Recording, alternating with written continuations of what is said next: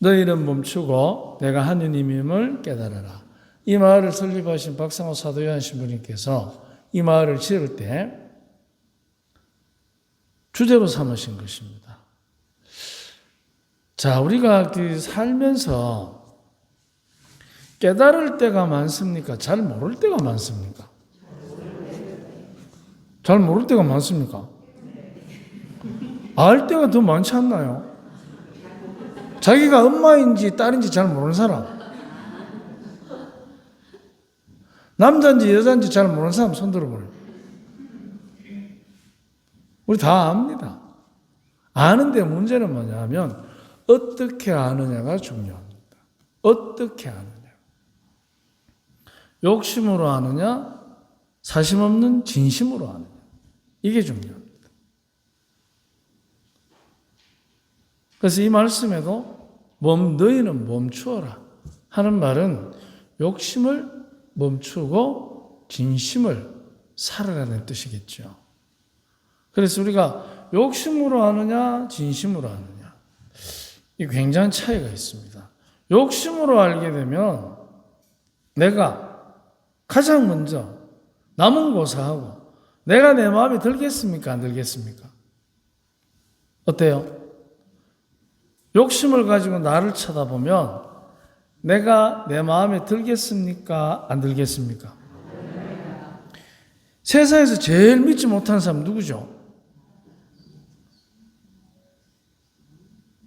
남편입니까? 내 자신입니까? 맞습니다. 그렇기 때문에 우리가 욕심을 가지고 보면 자기가 자기 마음에 안 듭니다. 자기가 아무리 생각해도 나는 내 마음에 꼭 든다고 생각하시는 분, 사람들.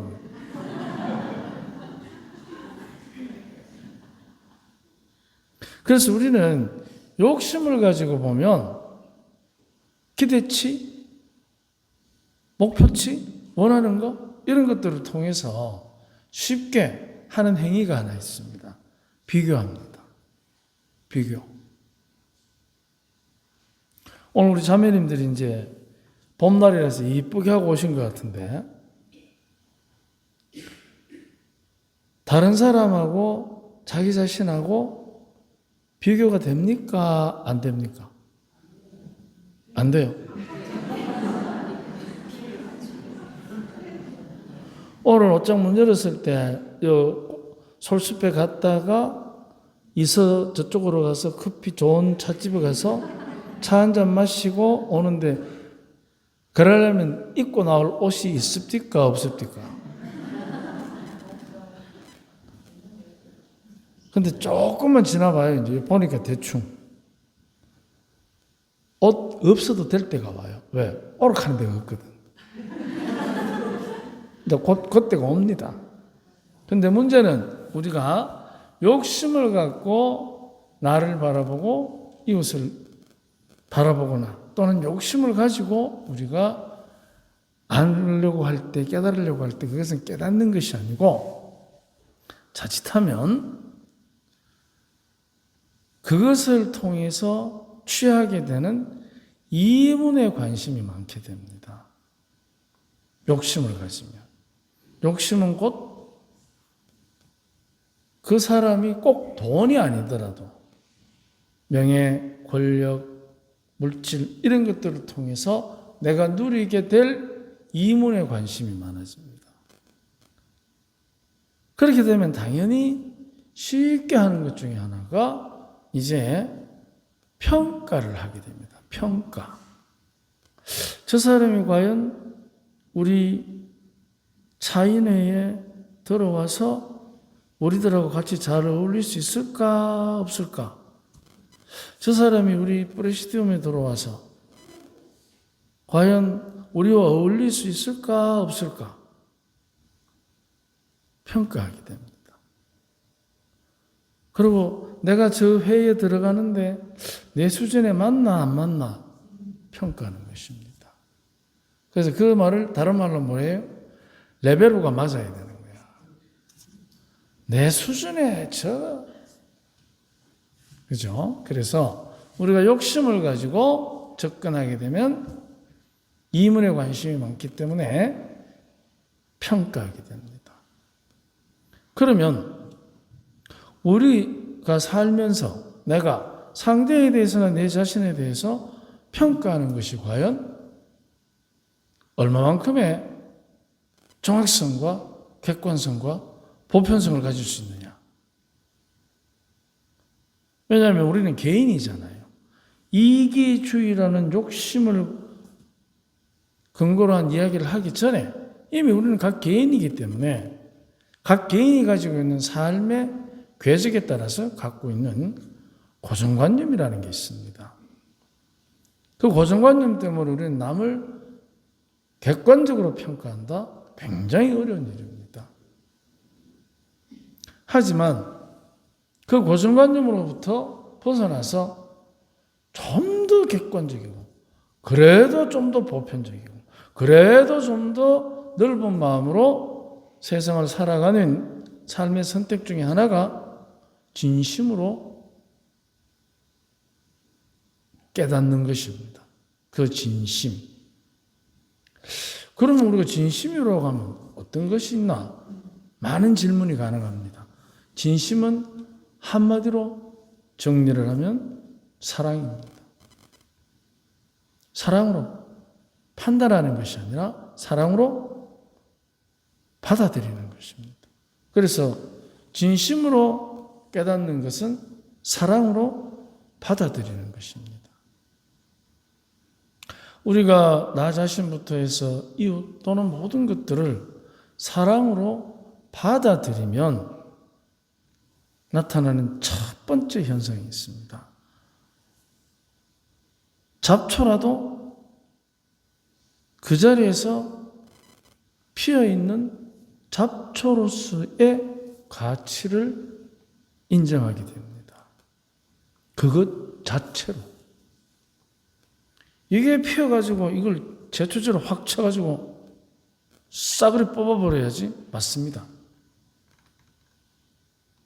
그런데 잡초가 잡초로서의 가치를 인정받을 수 있으면 아니 그건 잡초에게 득이 되는 게 아니라 누구에게 득이 됩니까? 그것을 인정해주는 사람에게 그 본인에게 그 후덕한 마음, 유연한 마음, 온유한 마음 그 마음은 그 사람을 온유한 사람으로 만들지 않습니까? 잡초가 온유해지는 건 아니잖아요. 그렇게 되면은 그것을 사람과 사람과의 관계에서 볼 때 상대가 온유하지 않더라도 내가 온유하면 그럼 맨날 손해보는데 우리 그래 얘기할 수 있습니다. 과연 손해를 볼까요? 오히려 욕심으로 접근하기 때문에 손해본다는 부정적 생각을 갖게 되는 것은 아닐까요?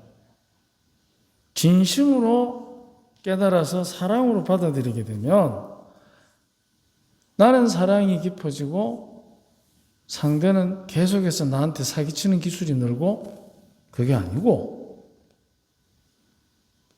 서로의 관계가 깊어지기 때문에 그 깊은 깨달음의 날이 올 것입니다. 그런데 우리는 사실은 진심으로 대한다고 하지만 진심이 아니고 욕심이 그 안에 있기 때문에 내가 이만큼 해줬는데 저거는 지가 잘못해도 내가 빌어야 되고 내가 잘못해도 내가 빌어야 되는 이런 상황이 온다는 거죠. 그랬을 때 과연 누가 삶의 행복을 더 많이 누리고 살겠습니까? 온유한 사람이겠습니까? 아니면 욕심을 부리는 사람이겠습니까? 우리는 그 답을 알고 있습니다. 하지만 우리가 살면서 우리가 때로는 욕심으로 접근하기 때문에 늘 채워지지 않는 빈잔처럼 누군가에 대한 비난과 자기 자신에 대한 자격지심 또는 다른 모든 것들에 대해서 받은 상처 이런 것들에 우리는 많이 매달릴 수 있습니다. 그래서 멈추라고 하는 것입니다. 멈추는 것은 아무것도 안 하고 가만히 멍청해지는 게 아니고 진심으로 깨닫는 것입니다. 진심으로. 그럼 사랑으로 막 받아들이기 위해서 우리가 때로는 당하는 것 같고 때로는 손해보는 것 같은 서운한 마음, 아픈 마음을 어떻게 그러면 단련을 시킵니까? 이게 이제 우리에게 중요한 거예요. 그래서 예수님께서는 분명히 말씀하십니다. 예언자는 고향에서 존경받는다, 못 받는다. 그죠? 왜 존경받지 못할까요? 그래, 예언자는 뭐 예수님 쪽이고 먼 이야기를 치고 여러분들 집에 가면 중요한 사람 한 사람 있잖아요. 같이 오신 분도 계시고 집에 띄놓고 온 사람도 있고 제가 계속해서 하는 농담 중에 하나인데 시어머니의 자식 그분의 자식 이거 말 줄이면 어떻게 돼요? 그분의 자식으로 확 줄이고 이야기하면 뭐라고? 그 자식 집에서 존경받습니까? 못 받죠? 두드려 팬다 이제 옆에서 패고 있다 패고 있어 평소 때도 적하죠.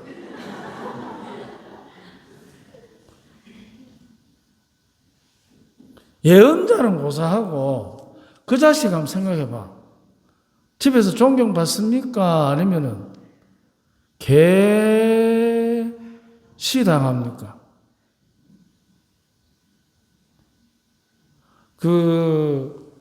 집에 키우는 강아지하고 그분의 자식하고 있을 때 누가 서열이 높습니까? 자신이니까 강아지 있다.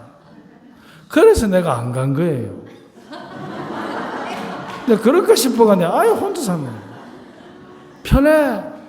우리 신부님도 동기 신부님 계시는데 편하지? 너무 편해가 잔다.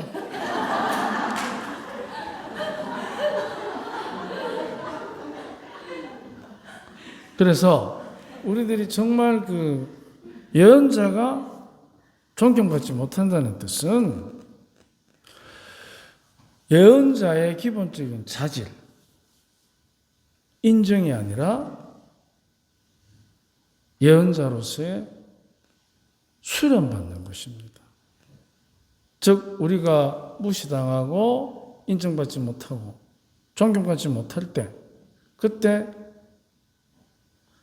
심적으로 바로 우리가 더 성장하기 위한 자기 수련의 기회로 삼고 나아가서 누군가가 나를 인정해주고 공경해줄 때는 정말 내가 어떤 일을 해야 하는지를 자기 직무, 자기 정체성에 대한 확실한 인식을 갖는 것. 그 가운데 예언자는 더 예언자답게 성장하지 않겠습니까? 주님께서 당신의 고향에서 당신을 알아주지 않는다고 그들을 원망하시는 말씀이 아니고 우리가 살아가는 삶의 태도 무시당할 때는 내가 단련받는구나. 인정받을 때는 내가 어떤 역할을 해야 되는지 자기 정체성, 자기 역할에 대한 확실한 깨달음. 이 두 가지가 어쩌면 우리가 진심으로 깨닫는 것의 여정입니다. 무시당할 때 단련, 인정받을 때 확실한 사명의식. 이 두 가지를 우리는 이제 진심으로 깨닫는 것에 훈련을 하게 되는 것입니다. 혹여라도 누가 무시하거든 밤길 조심해라. 그러지 말고 내가 단련을 받는구나. 그리고 누군가가 막 인정해주거든, 고맙다 하거든. 어떻게 해요?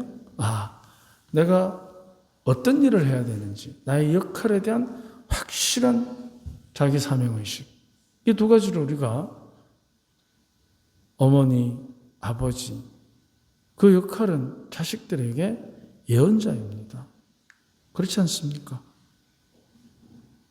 하나님께서 우리에게 주신 그 아버지와 어머니라는 특히 5월달 가정의 달을 시작하면서 다시 한번 우리가 하나님이 우리에게 주신 가정 안에서의 예언자적 소명, 그거는 죽어서도 대신할 수 없는, 내가 아니면 안 되는 역할이지 않습니까?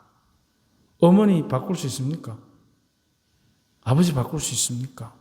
없지 않습니까? 그렇기 때문에 어느 누구도 대신할 수 없는 우리 가정의 예언자적 소명, 그것은 무시당할 때 단련을 받고 인정받을 때 더 확실한 사명의식을 갖게 된다는 것. 우리 오늘 성모님의 품에서 다시 한번 우리 가정을 위해서 열심히 기도합시다. 아멘.